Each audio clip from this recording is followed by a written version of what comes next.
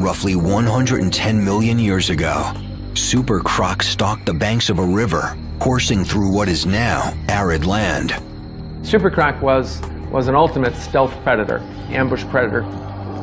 It had enormously powerful jaws and teeth that were like stubs. They were like hooks. They were definitely not designed for eating fish. They were designed for eating dinosaurs. They were designed for pulling dinosaurs down to the water, drowning them, ripping them apart.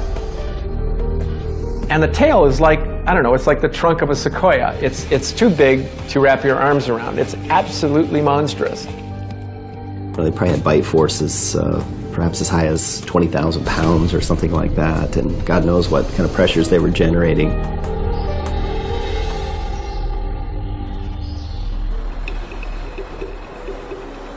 In his lab at the University of Chicago, Dr. Sereno continues to marvel at Super Croc's fossilized skull.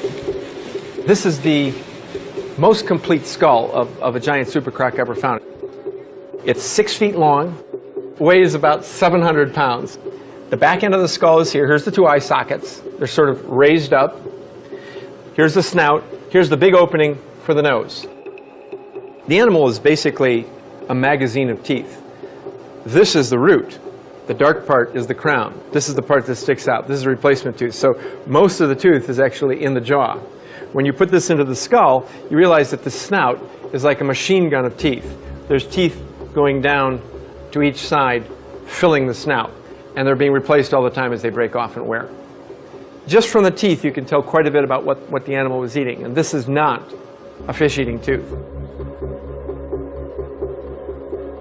So this is the skull of a very large living crocodile. It's about 2 feet long, and this would be a crocodile that might be 17, 18 feet long. You can see how it pales into insignificance compared to this monster Super Croc skull. But they're designed very similarly.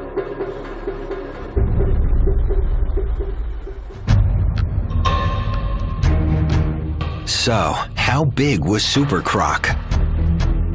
They're about twice the size of the largest saltwater crocodiles, and probably somewhere in the region of about 10 times as heavy. Well, we think Super Croc was 40 feet long as a full adult. Yes, a croc the size of a school bus. How much did it weigh? 8 tons is a good estimate. The largest crocodile to ever survive on Earth.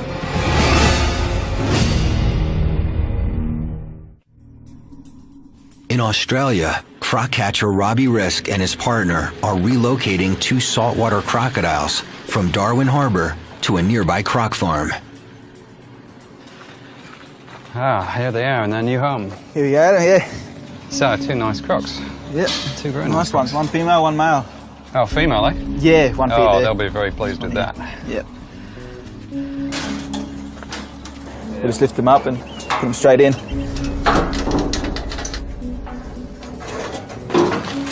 3. I've got the light in.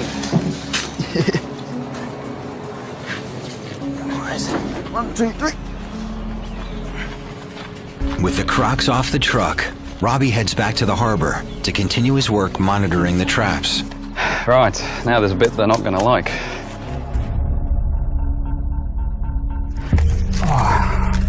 Okay, so what I'm going to do now is take a tissue sample from this crocodile.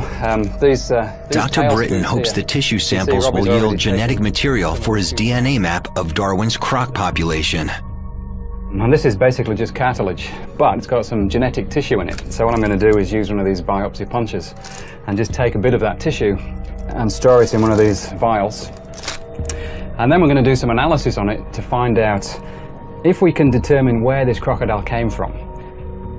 This is actually the first time I've used this technique.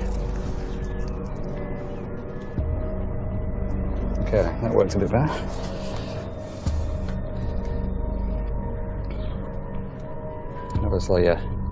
Obviously stings a little bit, but for these crocodiles,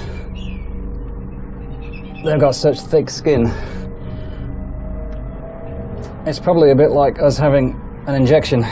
So that's the sample I've taken.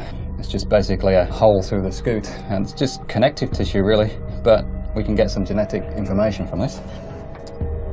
Stick it in there. So we can keep this for however long we need to, and then we send these down to the lab along with lots of others, and we should get some really useful information out of it. Armed with his DNA data, his research may one day uncover where Darwin's saltwater crocs are breeding, why they're moving, and how expanding into new habitat may help them grow to even larger sizes. With bodies built to survive, predatory expertise, indeterminate growth, and extreme adaptability, can today's saltwater crocodiles become tomorrow's super crocs? I think the conditions are ready right now for a super croc.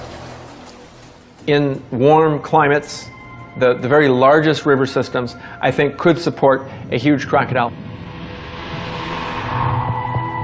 Temperature is certainly a factor for growth. These animals do have a fairly slow metabolism, but if the weather's warmer, they're going to be eating a lot more. It certainly could help them grow a lot larger. Warming temperatures and large prey may drive crocodiles to even greater sizes. If large prey evolved near the water's edge, I think it's quite plausible, possibly even likely, that giant crocodiles would evolve again. But experts say there's one primary key to reaching the size of super croc: prolonged adolescence. And what we found is that these animals took about, 35 to 40 years before they started slowing down their growth. Large crocodiles today, somewhere between 12 and 15 years, they'll start slowing down their growth. These giants was, maturing later and living a lot longer. How did super croc get so big, 40 feet in length? Did it grow faster, or did it grow over a longer period of time? They just took longer to grow. These giant crocodiles were growing at comparable rates to big crocodiles today. So they didn't necessarily grow faster, they just prolonged sort of their teenage years.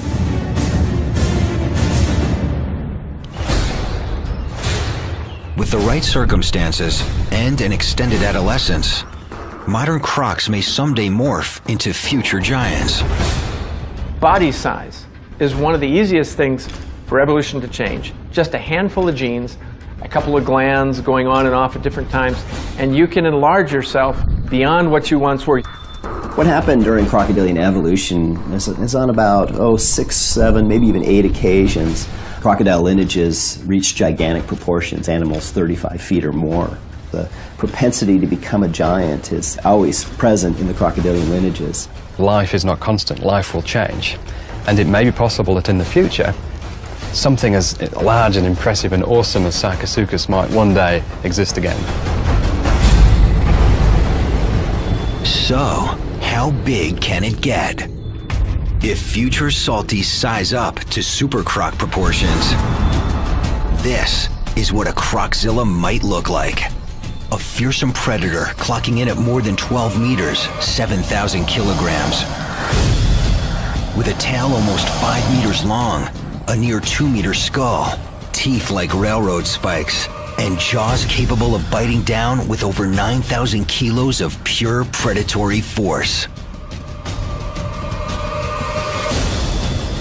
One colossal example of how big it can get.